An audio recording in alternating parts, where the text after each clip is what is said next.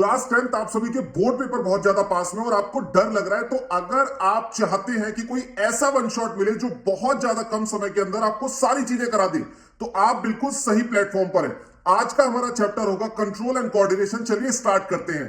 तो जैसा कि आप यहां पर देख सकते हैं, सबसे पहले हमारे पास डिफाइन आ जाती है कि भाई कंट्रोल एंड कोऑर्डिनेशन का मतलब क्या होता है। आप एक चीज समझिए, जब आप क्लास के अंदर 30 से 40 बच्चा बैठता है, उसके बाद टीचर क्या बोलता है आप लोगों से कि मेरे साथ कोऑर्डिनेट करो, मेरे साथ कोऑर्डिनेट करो। इसका मतलब जब भी दो या दो से ज्यादा चीजें मिलकर एक साथ काम करती हैं तो उसे हम लोग कोऑर्डिनेशन बोलते हैं। अब अगर यही चीज ह्यूमन बीइंग के अंदर हो रही है, तो यहां पर हम क्या बोलेंगे कि हमारी बॉडी में एक या एक से ज्यादा ऑर्गन एक साथ मिलकर अगर काम कर रहे हैं तो उस चीज को हम लोग बोलते हैं कोऑर्डिनेशन, और उसी के ऊपर हमारा कंट्रोल आता है। फॉर एग्जाम्पल, अभी अगर मैं ऐसे अपने हाथों को हिला रहा हूं या फिर अगर मैं यहां पर कुछ लिख रहा हूं, तो मेरे ऑर्गन्स, मेरी बॉडी, मेरे मसल्स, मेरे नर्वस सिस्टम सब मिलकर काम कर रहे हैं। भाई तभी तो पॉसिबल है, उसी चीज के लिए ये बोल रहा है। अब आगे देखते हैं, देखिए, all living organism respond and react to change in the environment around them. बहुत सिंपल और बेसिक चीजें आपके लिए लेकर आया हूं। अगर इतना कर लिया ना, तो मैं यकीन के साथ कह सकता हूं कि बहुत अच्छे मार्क्स आप लोग लेकर आएंगे। तो सबसे पहले डिफाइन के अंदर देखिए कि जब यार एनवायरमेंट के अंदर कुछ चेंज होता है, आपके आसपास की चीजों के अंदर कुछ चेंज होता है, मान लो जैसे अभी की बात करें, ठंड हो रही है, तो आपका एनवायरमेंट चेंज हुआ, टेम्परेचर डाउन हुआ, तो आप लोगों ने कपड़े जो पहने हैं वो चेंज हो गए, हुआ नहीं हुआ। इसी तरीके से जब आप गर्मियों की बात करेंगे तो वहां पर टेम्परेचर चेंज होगा और उसी टेम्परेचर के बिहाफ पर आप लोग कपड़े पहनेंगे। तो यानी कि हमारी बॉडी एक्सटर्नल एनवायरनमेंट के ऊपर रिस्पॉन्ड करती है, उसी चीज के लिए यहां पर बोला गया है। अब हम बात करते हैं एग्जाम्पल, जैसे आपने withdrawal of hand on touching hot object. मान लेते हैं कि आप कहीं खड़े हैं और आपका हाथ गलती से किसी गर्म जगह पर लग गया। मान लेते हैं कहीं पर आग लग रही थी, वहां आपका हाथ चला गया, एकदम आप हटा लेते हैं। रीजन, इसी चीज के लिए हम बोलते हैं कि रिस्पॉन्ड करना। किस चीज के लिए? एनवायरमेंट के लिए। सिंपल सी चीज है बच्चों, आगे चलते हैं। अब हमारे पास आएगा स्टिमुलाई। स्टिमुलाई, स्टिमुलस, ये बहुत सारे वर्ड आपने सुने होंगे। बेसिकली ये वो चीज है जिसके भी हक पर आपकी बॉडी रिएक्ट करती है। For example, the change in the environment to which the organism response is called stimuli. मतलब जो भी आसपास के अंदर चेंज हो रहा है ना, वो आपकी बॉडी के लिए एक स्टिमुलस है, यानी स्टिमुलाई है। उसी के भी हक पर आपकी बॉडी रिएक्ट करती है, एक्ट करती है और आपको दुर्घटना से बचाती है। अब अगर हम बात करें, जैसे प्लांट हो गया, एनिमल हो गया, हर एक के पास अलग अलग हमारे पास स्टिमुलस है। जैसे प्लांट की बात की जाए तो उसे किस चीज का डर है कि भाई कहीं बाहर रोशनी यानी कि लाइट ज्यादा ना हो जाए, अगर ऐसा होगा तो मेरे अंदर से सारा पानी खत्म हो जाएगा। तो प्लांट उसके भी हक पर रिस्पॉन्ड करता है। या फिर अगर कहीं पर बहुत ज्यादा आंधी तूफान चले, उसके भी हक पर। और ह्यूमन बीइंग जो होता है ना, वो हर चीज पर रिएक्ट करता है। टेम्परेचर ज्यादा हो, टेम्परेचर कम हो, हर चीज को लेकर वो रिएक्ट करता है। आगे चलते हैं। नेक्स्ट कंडीशन आपसे बोलेगा कि अगर हम बात करते हैं हमारी बॉडी में जो कंट्रोल एंड कोऑर्डिनेशन हो रहा है, उसके पीछे की रीजन है दो। अब ये दो रीजन कौन से हैं बच्चों? एक हमारा नर्वस सिस्टम है और एक हमारा एंडोक्राइन सिस्टम है। भाई नर्वस सिस्टम जो होता है ना, उसमें न्यूरॉन्स हेल्प करते हैं, और जो एंडोक्राइन सिस्टम होता है उसमें हार्मोन्स रिस्पॉन्ड करते हैं। तो ये दोनों चीजें आपको आनी चाहिए। अब हम बात करते हैं कि अगर हमारे पास नर्वस सिस्टम था तो फिर हम लोगों को एंडोक्राइन सिस्टम की जरूरत क्यों पड़ी? बहुत बढ़िया सवाल है। अगर ये सवाल अगर आपके दिमाग में आ रहा है, इट मींस कि आप लोग बहुत अच्छे से पढ़ाई कर रहे हैं। तो आप मेरी बात को समझिए। नर्वस सिस्टम के अंदर कौन रिस्पॉन्ड करता है? न्यूरॉन्स। तो वहीं एंडोक्राइन सिस्टम में कौन करता है? हार्मोन्स। दोनों का अपना अलग अलग क्राइटेरिया है। वो कैसे है मैं आपको बताता हूं। नर्वस सिस्टम बहुत ज्यादा फास्ट होता है, एंडोक्राइन सिस्टम स्लो होता है। नर्वस सिस्टम में न्यूरॉन्स एक्ट करते हैं तो एंडोक्राइन सिस्टम में हार्मोन्स एक्ट करते हैं। नर्वस सिस्टम से होने वाला रिस्पॉन्स बहुत ज्यादा फास्ट और कम समय के लिए रहता है, लेकिन एंडोक्राइन सिस्टम से होने वाला रिस्पॉन्स बहुत ज्यादा स्लो और बहुत लंबे समय तक रहता है। तो इसी वजह से दोनों का अपना अलग अलग क्राइटेरिया है। जहां भी नर्वस सिस्टम नहीं जा पाता, वहां पर हार्मोन्स काम करते हैं। तो बच्चों याद रखना, अगर एक भी बॉडी के अंदर डैमेज हुआ तो प्रॉब्लम है। आगे चलते हैं। भाई नर्वस सिस्टम की अगर मैं बात करूं, मैंने बताया तो नर्वस सिस्टम का मतलब क्या हुआ? आपका भेजा मतलब कि ब्रेन और स्पाइनल कॉर्ड को मिलाकर जो हमारे पास यहां पर नेटवर्क बनता है, उसी चीज को हम लोग क्या बोलते हैं? Nervous system. देखो कितना इंटरेस्टिंग है। मान लो कि आप कहीं बाहर अपने दोस्त के साथ खाने पीने गए। दोस्त, आपने सोचा कि दोस्त ने पढ़ाई पर टाइम वेस्ट करा दिया, अब उस टाइम में पढ़ा कैसे जाए? तो आपने अपने दोस्त का हाथ उठाया और जलते तवे पर रख दिया। सोचो वो क्या करेगा, एकदम आपको एकदम रिस्पॉन्ड करेगा, वो एकदम अपना हाथ उठाएगा। तो यानी कि आपने उसका हाथ नहीं जलाया, आपने पढ़ाई करी है, लेकिन ऐसी हरकतें कर मत देना। अब आगे चलते हैं। अब मैंने आपसे पूछा कि फंक्शन क्या होता है नर्वस सिस्टम का। भाई नर्वस सिस्टम के फंक्शन तो सुन लिए ना, एक बार और पढ़ लो। तो ये क्या कहता है, देखो, रिसीव करता है इंफॉर्मेशन को एनवायरमेंट से, समझना बात को। उसके बाद control all voluntary muscular activities. अब बच्चों के दिमाग में आएगा सर ये वॉलंटरी एक्टिविटीज क्या होती है, तो मैं बताता हूं आपको। जो भी एक्टिविटी आपके कंट्रोल में हो, जैसे मैं अपने हाथों को मूव कर रहा हूं, मैं कुछ लिख रहा हूं, मैं कुछ बोल रहा हूं, तो ये सारी की सारी चीजें मेरे क्या है, मेरे कंट्रोल में है। तो कोई भी ऐसी चीज जो मेरे कंट्रोल में है, उन सभी चीजों को हम लोग वॉलंटरी एक्शन बोलते हैं। लेकिन कुछ ऐसी चीज जो मेरे कंट्रोल में नहीं है, जैसे मेरा लिवर का फंक्शन, मेरी किडनी का फंक्शन, या मेरे ह्यूमन हार्ट का फंक्शन, तो ये सारी चीजें मेरे कंट्रोल में नहीं है। इन सभी कैटेगरीज को हम लोग बोलते हैं इनवॉलंटरी एक्शन। समझ में आ गया?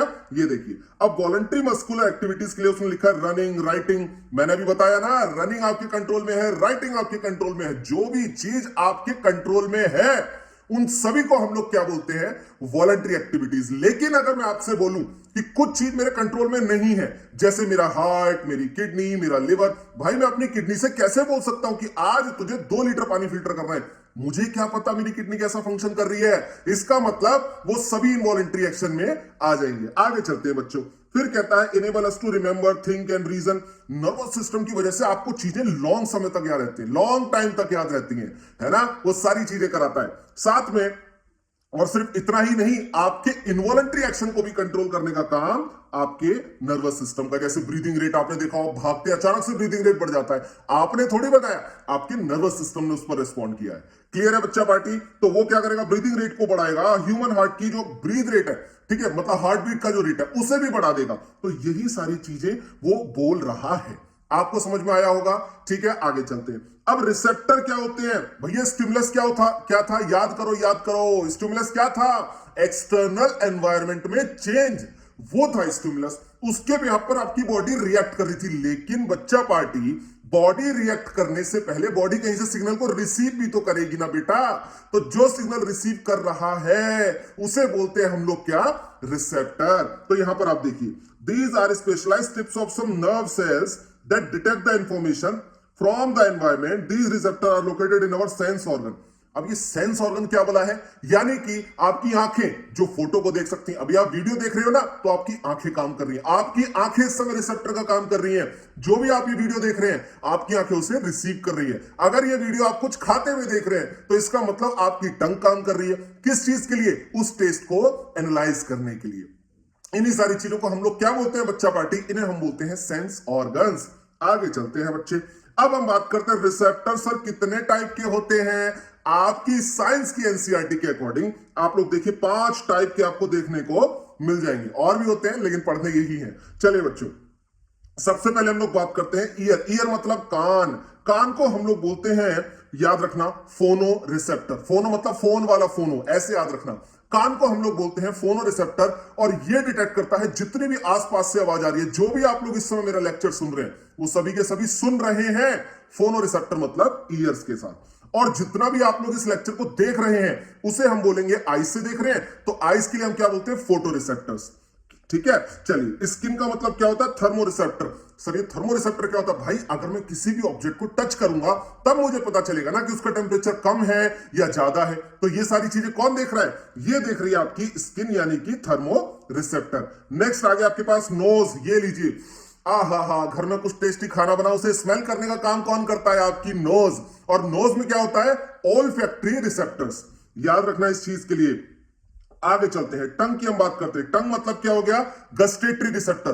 गस्टेटरी रिसेप्टर क्या करता है? ये करता है बच्चों, आपकी टेस्ट को एनालाइज करता है। आपने जो खाना खाया है उसमें कड़वा है, मिर्च है, नमकीन है, सॉल्टी है, कैसा है, वो सारे के सारे काम करता है गस्टेटरी रिसेप्टर उसे रिसीव करने का। आगे चलते हैं बेटा। अब इन सभी चीजों का जो करता धरता है, जो पूरे नर्वस सिस्टम का करता धरता है, उसे हम लोग बोलते हैं यहां पर न्यूरॉन।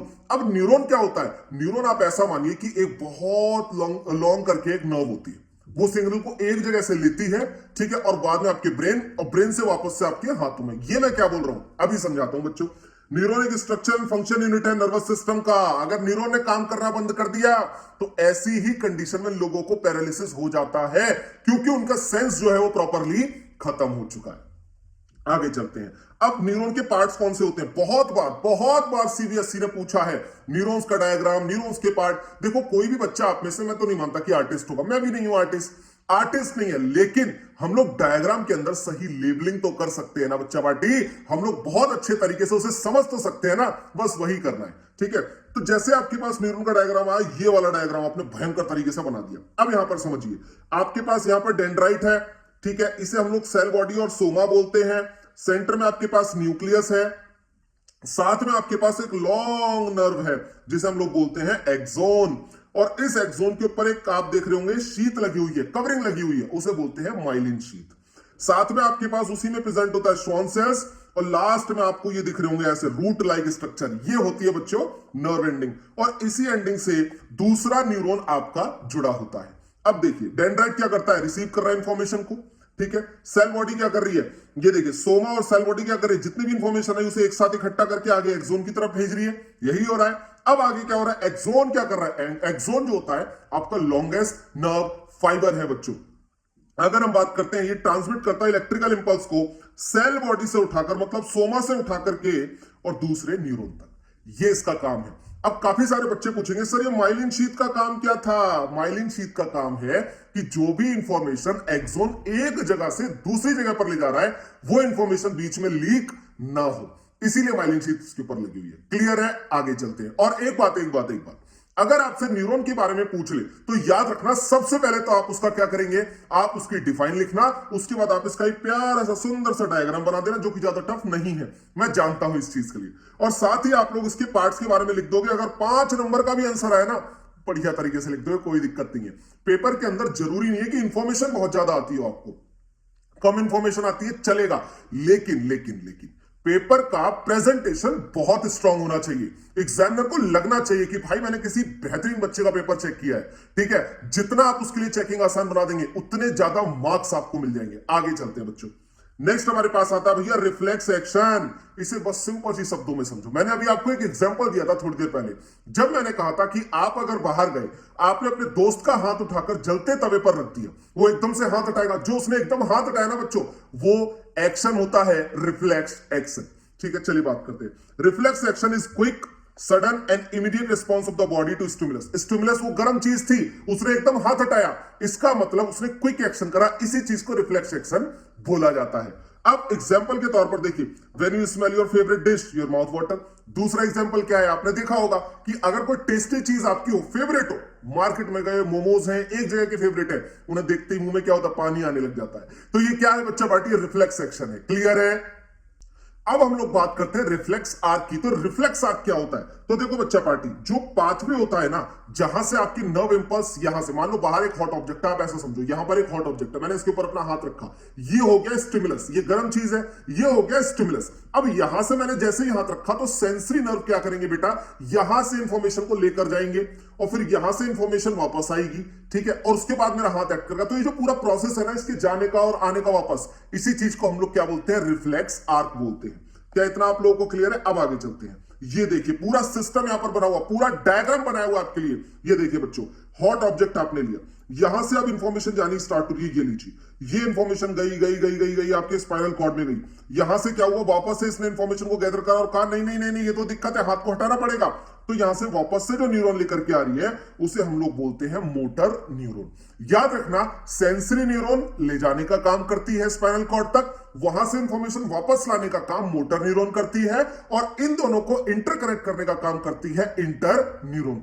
ये बात चीजें हमें याद रखनी। और आपका हाथ एकदम हटता, सोचो यार कितना बड़ा प्रोसेस है और कितनी जल्दी होता होगा कि आपने हाथ रखा एकदम हटा लिया, हाथ रखा एकदम हटा लिया। तो मतलब बहुत बहुत बहुत छोटे से समय के अंदर, fraction of second, even nano of second के अंदर एक केस होता है पूरा। ठीक है बच्चों, आगे चलते हैं। नेक्स्ट कंडीशन आपसे बोलता है ये रिस्पॉन्स क्या होते हैं। अब रिस्पॉन्स होते हैं बच्चों 3 टाइप के, आप लोग पहले मेरे से ऐसे ही समझो।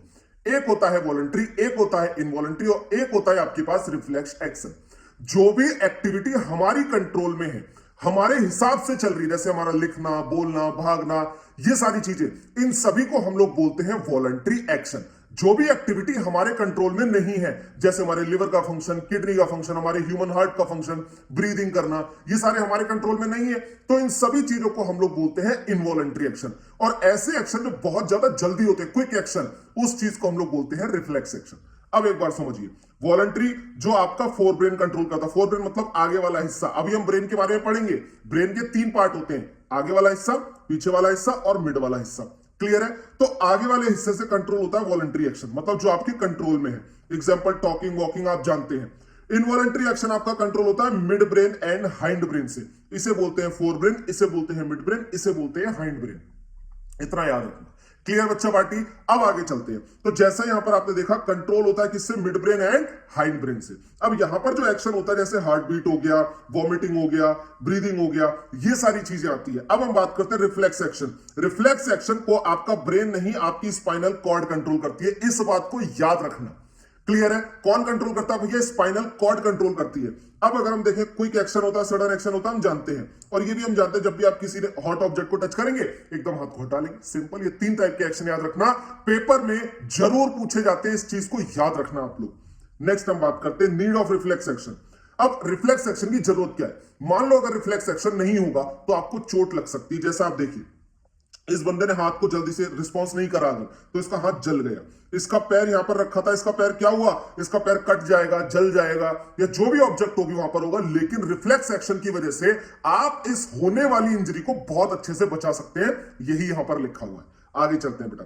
नेक्स्ट हम बात करते हैं ह्यूमन नर्वस सिस्टम की। अब ह्यूमन नर्वस सिस्टम 2 पार्ट में डिवाइडेड है। एक होता है सेंट्रल नर्वस सिस्टम, एक होता है पेरिफेरल नर्वस सिस्टम। ठीक है? अब इन दोनों में डिफरेंशिएट करना बड़ा आसान है। आप अपने हाथ पैरों को खोलकर खड़े हो जाइए। अब बिल्कुल सेंटर में जो चीजें आ रही होंगी ना, वो सब सेंट्रल नर्वस सिस्टम में आएगा, मतलब हमारा ब्रेन और हमारी स्पाइनल कॉर्ड। इतना क्लियर है? ये देखिए, सेंट्रल नर्वस सिस्टम में क्या आया? ब्रेन और स्पाइनल कॉर्ड आए। तो वहीं पर अगर हम बात करें, यहां से अरेंज हो, यहां से निकलने वाली नर्व को हम लोग बोलते हैं क्रेनियम नर्व्स। तो वहीं पर अगर हम लोग बात करें कि हमारी स्पाइनल से निकलने वाली क्या होती है? Spinal nerves. तो अगर आप लोग ध्यान से देखें, पेरिफेरल नर्वस सिस्टम में क्या आया? क्रेनियल नर्व्स और स्पाइनल नर्व्स। सिंपल। ये क्लासिफिकेशन बड़ा इंपॉर्टेंट है, याद रखना बच्चों।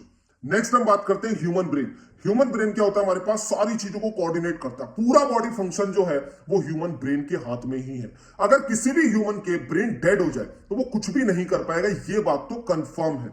अगर हम बात करें ब्रेन के कितने पार्ट होते हैं? 3 पार्ट। अभी मैंने आपसे बात करा, आगे वाला, बीच वाला, पीछे वाला हिस्सा। ऐसे याद रखना।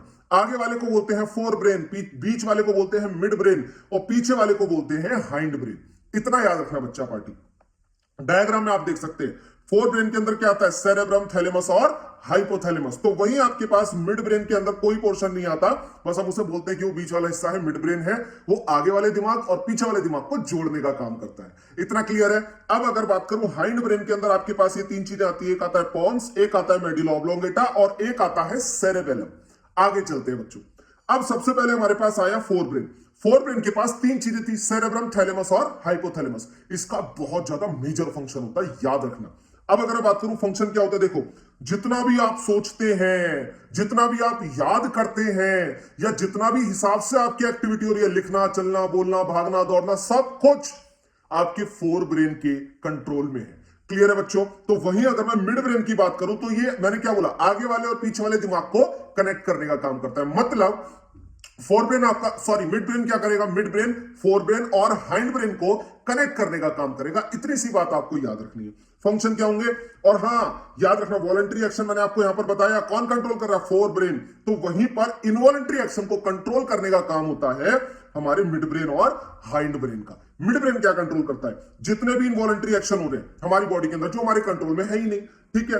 और ये जो होता है हमारे पास, ये क्या करता है? आपके आंखों के प्यूपिल के साइज को भी चेंज करता है। आंखों पे प्यूपिल होता है ना हमारे पास, ये इनके साइज को भी चेंज करने का काम कौन करता है? हमारा मिड ब्रेन करता है। रिफ्लेक्स मूवमेंट जो होता है, ऐसे मैं भी गर्दन हिला रहा हूं, मान लो अगर अचानक से कुछ है, एकदम से मैंने गर्दन को हिला लिया ऐसे ऐसे करके, तो ये सारी चीजें भी कौन देखता है? ये भी आपका कौन देखता है बच्चा पार्टी? मिड ब्रेन आपका नोटिस करता है। क्या इतनी चीज आप लोगों को क्लियर है? अब चलते हैं आगे। नेक्स्ट कंडीशन में आपके पास आता है हाइंड ब्रेन। अब हाइंड ब्रेन के पास क्या होता है? हम लोगों ने पढ़ा, सेरेबेलम होता है, मेडुला ऑब्लोंगेटा होता है, पॉन्स होता है। अब इन तीनों के कुछ तो फंक्शन होते होंगे, बिल्कुल होते हैं बेटा। अब अगर हम बात करें, सबसे पहले आता है सेरेबेलम। ये आपके बॉडी पोस्चर को कंट्रोल करता है, बैलेंसिंग को कंट्रोल करता है, और हां, प्रिसीजन ऑफ वॉलंटरी एक्शन। मतलब कि अगर आपने कार चलाना सीखा, आप ऐसा मानिए कार चलाना आप सीख जाएंगे, आपको बस पता चलेगा, एक आध बार आप बैठेंगे आपको पता चल जाएगा। तो ये सारा काम होता है आपके फोर ब्रेन का। लेकिन अगर मैं आपसे बोलूं कि कार चलाते चलाते आपके अंदर परफेक्शन आ जाए, खूब तगड़ा परफेक्शन आ जाए, तो वो जो प्रिसीजन, वो जो परफेक्शन लाने का काम होता है ना, वो होता है आपका हाइंड ब्रेन का। याद रखना। और हाइंड ब्रेन के अंदर भी सेरेबेलम का काम होता है, वो ये चीज भूलनी नहीं है। भाई क्रिकेट खेलना तो सब जानते हैं ना, लेकिन क्रिकेट के अंदर परफेक्शन लाना कुछ गिने चुने लोगों के हाथ में है, क्योंकि वो बहुत ज्यादा प्रैक्टिस करते हैं, प्रिसीजन करते हैं अपने उस काम में। तो उस चीज का काम कौन देखता है बच्चों? सेरेबेलम। और साथ ही आपके पास एग्जांपल हो जैसे पिकिंग पेन। अब मैंने पेन को पकड़ा, पेन पकड़ना भी बच्चे को सिखाया जाता है, अगर आपको याद हो बचपन में मम्मी सिखाती है ना, तो यही चीज हमारे पास क्या आती है? सेरेबेलम। नेक्स्ट हमारे पास आता है भैया मेडुला ऑब्लोंगेटा। ये आपके सभी के सभी इनवॉलंटरी फंक्शन को कंट्रोल करता है, जैसे कि ब्लड हो गया, वॉमिटिंग हो गया, ठीक है, और ब्लड प्रेशर हो गया, वॉमिटिंग हो गया, सारी चीजें कंट्रोल करने का काम इसका है। वहीं पे अगर मैं बात करता हूं आपसे पॉन्स का, तो इसका जो काम होता है भाई, इसका काम होता है जितने भी इनवॉलंटरी एक्शन हमारी बॉडी में हो रहे हैं, जैसे कि आप ब्रीदिंग ले रहे हैं, वो सब कंट्रोल करने का काम पॉन्स का है। और एक और चीज आपने नोटिस किया होगा, एक बार जब भी कोई व्यक्ति ड्रिंक कर लेता तो वो सीधे नहीं चल पाता, उसके पीछे का रीजन है सेरेबेलम। अगर किसी भी व्यक्ति का सेरेबेलम अफेक्ट हो गया, किसी भी वजह से अफेक्ट हो गया, तो वो कभी भी बैलेंस करता हुआ अपनी बॉडी को आगे चल ही नहीं पाएगा। इसीलिए जो भी व्यक्ति ड्रिंक करता है ना, वो कभी स्ट्रेट नहीं चल पाता। रीजन है कि सेरेबेलम उसका अफेक्ट हो जाता है। आप देखिए ना, बोल रहे हैं ना यहां पर body balance, posture and balance, याद रखना इस चीज के लिए। आगे चलते हैं, नेक्स्ट कंडीशन आपके पास आती है, भैया इतना सारा आपने बता दिया, इतना कुछ आपने बता दिया, अब कम से कम ये तो बताइए कि हमारे पास जो ब्रेन है और स्पाइनल कॉर्ड है, इतना इंपॉर्टेंट फंक्शन होने के बाद भगवान ने कुछ तो ऐसा दिया होगा कि जिसकी वजह से वो प्रोटेक्ट हो सके। बिल्कुल भाई, दोनों चीजों के लिए अलग अलग मिला है। जैसे हम बात करते हैं ब्रेन, ब्रेन में आपके पास क्या होता है? आपके पास ना ब्रेन में एक तो आपके मानिए सबसे पहले तो हड्डियां हैं, क्रेनियम, नंबर 1 प्रोटेक्शन। नंबर 2 आपके पास आता है मेनिंजिस। 3 टाइप की होती है, आपको पढ़ना नहीं है, आपके ब्रेन के ऊपर की कवरिंग होती है। इसके बाद आपके ब्रेन में सेरेब्रल स्पाइनल फ्लूइड भरा होता है, सेरेब्रो स्पाइनल फ्लूइड जिसे आप बोलते हैं सीएसएफ, और वो काम करता है उसे कुशन प्रोवाइड करने का, जिससे ब्रेन को कोई भी डैमेज नहीं होता। मतलब कोशिश करता है पूरे तरीके से बचाने की। क्लियर बच्चा पार्टी? तो वहीं अगर मैं स्पाइनल कॉर्ड की बात करूं, तो याद रखना वर्टिबल कॉलम, रीढ़ की हड्डी जिसे आप बोलते हैं, वो प्रोटेक्ट करती है स्पाइनल कॉर्ड को, और साथ ही उसमें मेनिंजिस भी होती है जो आपके ब्रेन में होती है। याद रखना इस चीज के लिए। ये देखिए आपका ब्रेन, और ये हो गया हमारा स्पाइनल कॉर्ड। पहले ब्रेन की बात करते हैं। सबसे पहले तो हड्डियां आ गई, आपने देखा स्कल आ गया, उसके बाद इसके ऊपर लेयर आ गई मेनिंजिस जिसे बोला जाता है। अब इसके अंदर ना फ्लूइड भरा हुआ है, पानी भरा हुआ है, आप ध्यान से देखिए, उसे हम लोग बोलते हैं सेरेब्रो स्पाइनल फ्लूइड। क्लियर है बच्चा पार्टी? अब यहां पर आ जाइए, रीढ़ की हड्डी यानी कि वर्टिबल कॉलम, इसे ये किसे प्रोटेक्ट कर रही है? ये प्रोटेक्ट कर रही है स्पाइनल कॉर्ड को, ये देखिए। और साथ में इसके अंदर से स्पाइनल कॉर्ड आ रही है, और स्पाइनल कॉर्ड के ऊपर एक और लेयर जिसे बोला गया मेनिंजिस। इतना क्लियर है बच्चा पार्टी? आगे चलते हैं। अब हमारे पास आता है नर्वस सिस्टम या टिश्यू में कैसे कनेक्शन हमारा डेवलप होता है। मैं आपको सिंपल तरीके से समझाता हूं। मान लीजिए हॉट ऑब्जेक्ट है, इसके ऊपर आपने जैसे हाथ रखा आप हाथ हटाएंगे, आपने हाथ रखा आप हाथ हटाएंगे।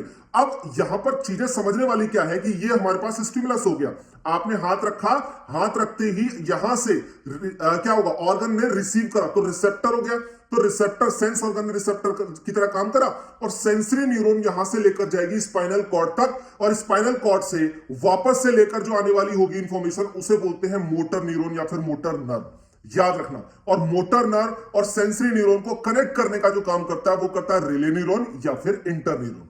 इतना क्लियर है? अब देखिए, सेंस और स्टिमुलस आया, सेंस ऑर्गन ने उसे क्या करा? रिसीव करा इंफॉर्मेशन को, सेंसरी नर्व से आगे लेकर गई, सेंट्रल नर्वस सिस्टम में इंफॉर्मेशन रिसीव हुई, मोटर नर्व वापस से मसल्स पर लेकर आई, और मसल एकदम क्या हो गई? शॉर्ट हो गई, पीछे हट गई। ये किस्सा होता है सारा का सारा। आगे चलते हैं बच्चों। नेक्स्ट हमारे पास आता है लिमिटेशंस ऑफ नर्वस सिस्टम। अब अगर नर्वस सिस्टम है तो वही उसकी कुछ ना कुछ तो लिमिटेशंस है, तभी तो एंडोक्राइन सिस्टम की जरूरत पड़ी हमें, उसे पढ़ते हैं। तो कहता है इलेक्ट्रिक इंपल्स जो होते हैं ना, वो एक तरीके से आपकी मानी सिर्फ नर्वस सिस्टम तक ही कनेक्ट हो पाते, बाकी और किसी सिस्टम से कनेक्ट नहीं हो पाएंगे। ठीक है? अब क्या होता है, जैसी जनरेशन होता है, ट्रांसमिशन होता है इलेक्ट्रिकल इंपल्स का, तो ऐसा नहीं है कि एकदम से दोबारा से जनरेशन हो जाएगा, थोड़ा सा समय लगता है, थोड़ा सा ब्रेक होता है कुछ सेकंड का, उसके बाद दूसरी इंफॉर्मेशन ट्रेवल होती है। एक बार में एक ही इंफॉर्मेशन ट्रेवल होगी, ये कहना चाहता है। अब इसके बाद प्लांट के पास कोई भी नर्वस सिस्टम नहीं होता, कुछ नहीं होता, लेकिन फिर भी प्लांट एक्ट करता है ना, तो वो कैसे करता है उसे भी हम लोग समझते हैं। पहले हम लोग हार्मोन्स की बात कर लेते हैं। ह्यूमन बीइंग में जो हार्मोन्स होते हैं, आप ऐसा मानिए कि केमिकल सब्सटेंस हैं जो हमारे लिविंग ऑर्गेनिज्म के अंदर हमारी बॉडी को कोऑर्डिनेट करने में हेल्प करते हैं। जैसे कि अगर मैं बात करूं, दो टाइप की ग्लैंड्स होती हैं, एक एंडोक्राइन और एक होती है एक्सोक्राइन।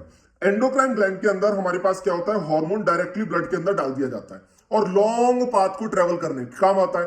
भैया हार्मोन का ना एक सिंपल सा किस्सा है, हार्मोन जब भी बनेगा तुरंत सिंथेसाइज होगा और तुरंत जाकर के रिलीज हो जाएगा, तुरंत यूज होगा, स्टोर नहीं होता। मैं फिर बोल रहा हूं, हार्मोन्स कभी भी स्टोर नहीं होते, याद रखना। अब एंडोक्राइन सिस्टम क्या करेगा, हार्मोन बनाएगा और बनाने के बाद डायरेक्टली अपने जो भी बनाए हार्मोन उसे उठाकर ब्लड में डाल देगा, सिंपल सी चीज। तो वहीं पर एक्सोक्राइन ग्लैंड जो होगा वो हार्मोन बनाकर उसे डक्ट चाहिए, मतलब एक नाली चाहिए, एक पाथ चाहिए जहां से वो अपने सिक्रीशन को ले जा सके।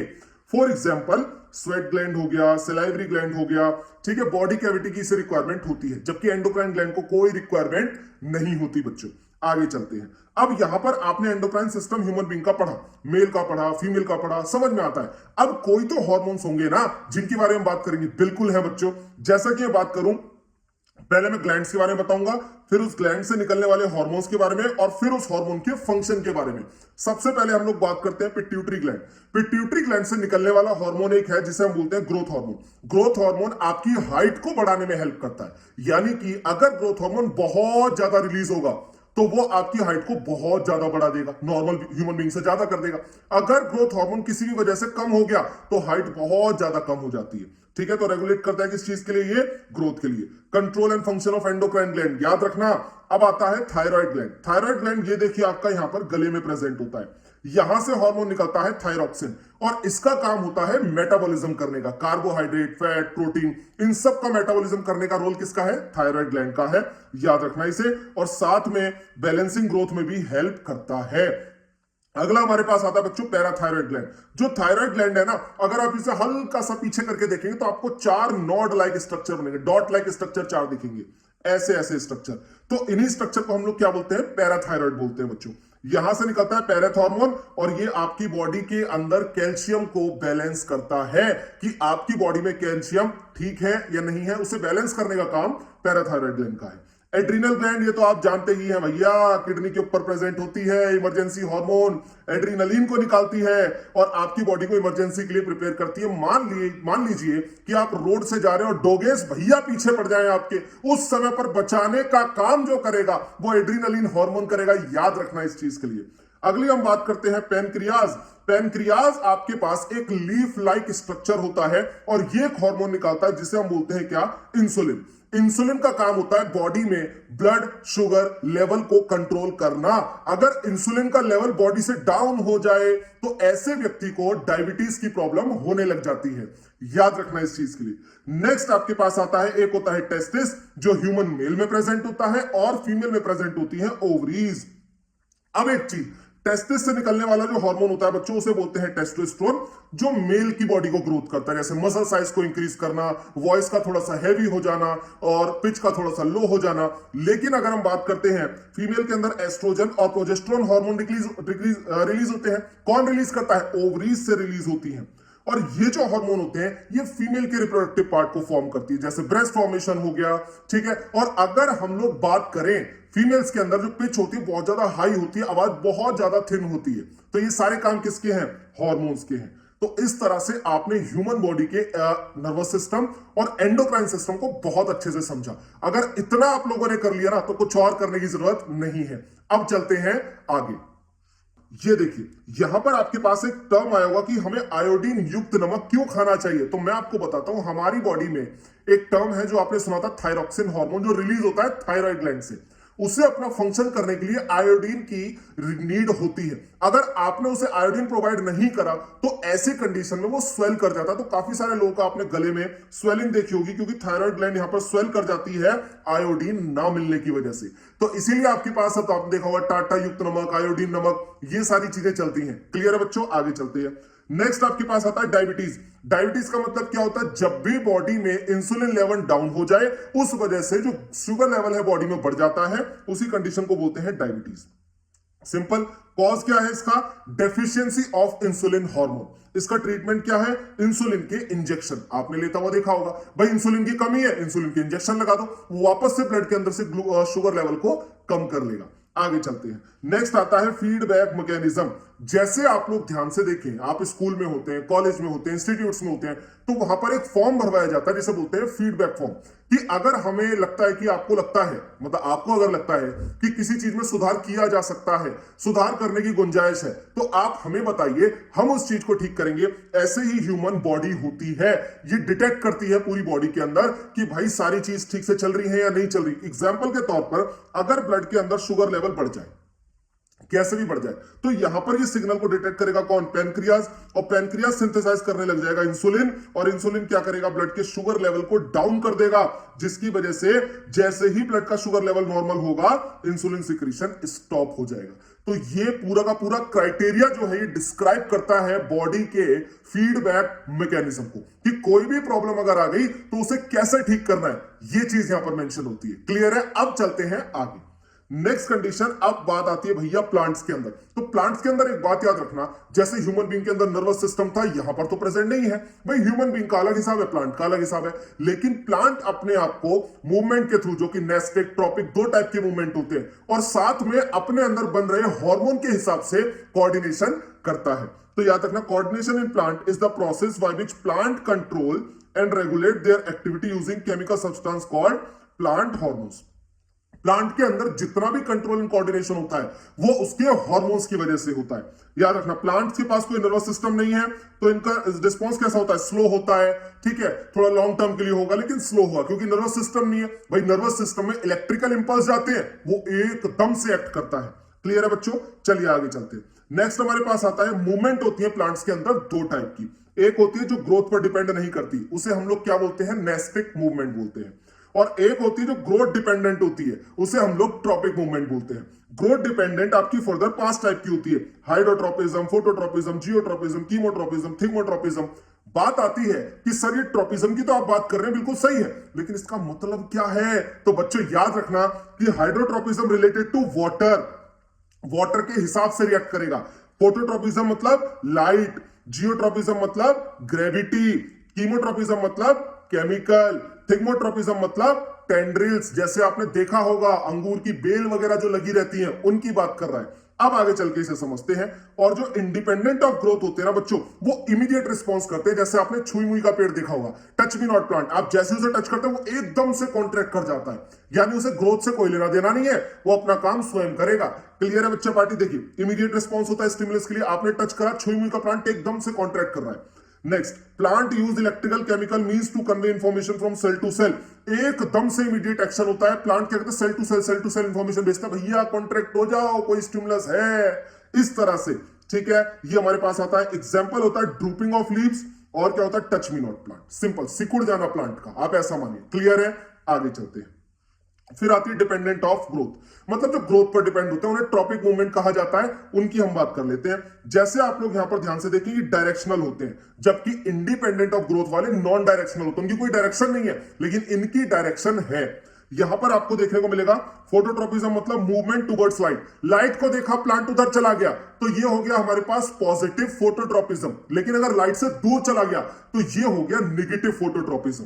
इसी तरीके से जियोट्रोपिज्म मतलब मूवमेंट्स टुवर्ड्स ग्रेविटी। अब ग्रेविटी की तरफ मूव करेगा, मतलब नीचे, जैसे रूट्स हो गई, आपकी रूट्स नीचे जाती हैं, तो क्या है? Positive geotropism. लेकिन जो ग्रेविटी के अपोजिट यानी ऊपर जा रही है, यानी स्टेम्स वगैरह जो जा रही है, वो हो गया नेगेटिव जियोट्रोपिज्म। इसी तरीके से कीमोट्रोपिज्म, यानी कि केमिकल के बिहाफ पर मूवमेंट होती है। यहां पर आप लोग ध्यान रखना कि केमिकल के बिहाफ पर मूवमेंट का मतलब क्या हुआ? कि जैसे आपका पॉलिनेशन, पॉलिनेशन के अंदर क्या होता है? आया आया आया, एंथर पोलन ग्रेन आया, पोलन ग्रेन आया, तो आने के बाद क्या हुआ? वहां पर आगे फॉर्मेशन स्टार्ट होगी। तो ये हो गया केमिकल, केमिकल की तरफ, स्टिमुलस की तरफ तो पॉजिटिव कीमोट्रोपिज्म, उससे दूर तो नेगेटिव कीमोट्रोपिज्म। इसी तरीके से आया हाइड्रोट्रोपिज्म, मतलब वाटर, जहां पानी दिखा वहां प्लांट चलता चला गया, यानी रूट्स उसकी चली गई, प्लांट नहीं जाता, रूट्स चली गई, तो उसे बोलते हैं पॉजिटिव हाइड्रोट्रोपिज्म। उससे दूर गया तो नेगेटिव हाइड्रोट्रोपिज्म। सिंपल सी टर्म। आगे चलते हैं बेटा। प्लांट के कुछ हार्मोन्स होते हैं जिसके बिहाफ पर वो अपनी सारी की सारी एक्टिविटी को करता है। तो इसे देखते हैं कि हमारे पास कुछ ऐसे केमिकल कंपाउंड है जो हेल्प करते हैं ग्रोथ में, डेवलपमेंट में और एनवायरमेंट के लिए रिएक्ट करने में भी हेल्प करते हैं। फॉर एग्जाम्पल जैसे सबसे पहले आया ऑक्सीजन। ऑक्सीजन के लिए आपने नोटिस किया होगा जिस तरफ सनलाइट है प्लांट उसी तरफ मुड़ जा रहा है, तो ये टिप पर प्रेजेंट होता है। तो ये हेल्प कहां होता है? सिंथेसाइजर शूट टिप, याद रखना। Help the cell to grow longer. आप देखें प्लांट को लंबा करने में जो हेल्प करता है, सेल को लंबा करने में हेल्प करेगा कौन? ऑक्सीजन करेगा। साथ ही ये फोटोट्रोपिज्म में इन्वॉल्व होता है। भाई जिस तरफ लाइट है ये उस तरफ बेंड कर रहा है, तो फोटोट्रोपिज्म के लिए ऐड कर रहा है ना। आगे चलते हैं। अब अगला जो हमारे पास आता है बच्चों वो आता है जिब्रेलिन। तो जिब्रेलिन हेल्प करता है आपके पास प्लांट की ग्रोथ ऑफ द स्टेम में। याद रखना इस चीज के लिए। आगे अगर हम लोग बात करते हैं साइटोकाइनिन, साइटो मतलब साइटोलॉजी मतलब सेल्स के लिए, तो याद रखना ये प्रमोट करता है सेल डिवीजन को। भाई सेल डिवाइड करेगी, डिवाइड करने के बाद एलोंगेट होगी, एलोंगेट करने के बाद नया प्लांट ऐसे फॉर्म होगा। तो यही तो प्रोसेस चलता है, उसी चीज की बात कर रहा है। Present in greater concentration in fruits and seeds. अब आगे चलते हैं। फिर हमारे पास आता है लास्ट में एब्सिसिक एसिड। ये प्लांट की ग्रोथ को स्टॉप करता है, कॉज करता है विल्टिंग ऑफ लीफ, और हाँ स्ट्रेस हार्मोन होता है। सर ये स्ट्रेस हार्मोन क्या है? तो भाई याद रखना कि स्ट्रेस हार्मोन जैसे हम लोग को स्ट्रेस होता है कि यार पढ़ाई नहीं हुई, पेपर आने वाले हैं, इस टाइप का, तो वहीं पर ये जो प्लांट होते हैं ना, इन्हें स्ट्रेस होता है पानी का, कि अगर किसी भी तरीके से पानी कम हो गया, ये खत्म हो गया, तो ये कैसे सर्वाइव करेंगे। तो इस सब चीजों का स्ट्रेस रहता है प्लांट को, और उसी चीज को देखता है एब्सिसिक एसिड कि अगर पानी प्लांट को नहीं मिला तो और बहुत लंबा समय हो गया और अब इसे खतरा है कि जो पानी बचा हुआ ये लॉस ना हो जाए, तो वो अचानक से स्टोमेटा को क्लोज कर लेगा, जिसकी वजह से प्लांट के अंदर से एक्सेस ऑफ वाटर बाहर नहीं आ पाएगा और स्ट्रेसफुल कंडीशन में हेल्प करेगा। तो एब्सिसिक एसिड को क्या बोलते हैं हम लोग? Stress hormone. अगर आप लोग यहां तक आ गए तो इट मींस कि आप लोगों ने बहुत अच्छे तरीके से इस चीज को पढ़ लिया है, समझ लिया है, और इतना अगर कर लिया तो इसके बाद कुछ और करने की जरूरत आपको नहीं है। अगर आप लोग चाहते हैं इन सभी नोट्स की पीडीएफ आपको मिल जाए तो आपको जुड़ना होगा हमारे टेलीग्राम चैनल से, जिसकी आईडी मैंने मेंशन कर दिया @theghost_faculty। इंस्टाग्राम से भी आप हमारे डेली अपडेट्स के लिए जुड़ सकते हैं, आईडी है @theghost_faculty, और यूट्यूब से तो आप लोग जुड़े हुए हैं तभी आप लोग ये लेक्चर देख पा रहे हैं। मिलते हैं आप लोगों से नेक्स्ट लेक्चर में। Thank you. और एक बात याद रखना, you can't see me, but you can feel my guidance.